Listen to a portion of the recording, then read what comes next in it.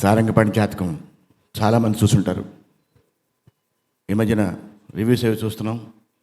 అందరూ చాలా బాగా ఎంజాయ్ చేస్తున్నారు. ఒక మంచి సినిమా రావాలి రావాలి రావాలి అని అందరం అనుకుంటాం. కానీ ఒక మంచి సినిమా వచ్చినప్పుడు వారం రోజులు ఓటీటీలో వచ్చేస్తుంది కదా అనుకుంటాం. చాలా తప్పు. ఎందుకంటే ఒక మంచి సినిమా వచ్చినప్పుడు మనం థియేటర్లో కూర్చుని కనుక దాన్ని ఎంకరేజ్ చేయకపోతే మనకు మళ్ళీ మంచి సినిమాలు రావు.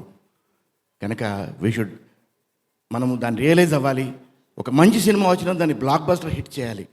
చేసినప్పుడు ఇలాంటి ఎన్నో మంచి సినిమాలు రావాలని మనం ఆశించవచ్చు, చూసి ఆనందించుకోవచ్చు.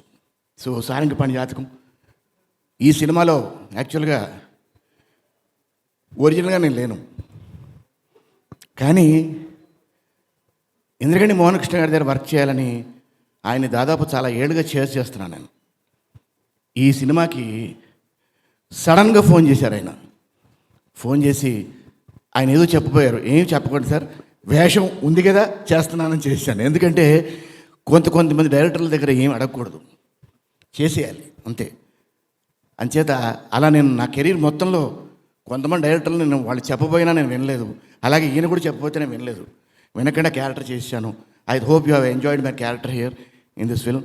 అలాగే విందా గారు మై ఫేవరెట్ కెమెరామెన్.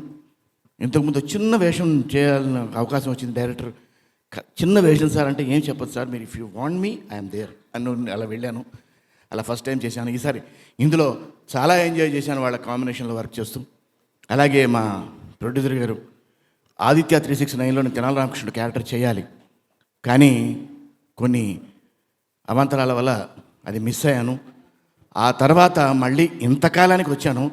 అలాంటి క్యారెక్టర్ చేసి ఉండాల్సింది, బట్ డజంట్ మ్యాటర్, మంచి క్యారెక్టర్ చేశాను. సో ఈ సారంగపాణి జాతకం ఆడియన్స్ అందరూ చాలా మంచి హిట్ చేశారు. యునానిమస్ పాజిటివ్ టాక్ ఉంది. అలాగే యునానిమస్గా బ్లాక్ బస్టర్ చేయండి, సో దట్ మేమందరం కలిసి ఇంకా మంచి మంచి సినిమాలు ఇచ్చే అవకాశం ఉంటుంది. Good luck and good evening. Thank you very much. Thank you అండి. థ్యాంక్ యూ అశోక్ కుమార్ గారు.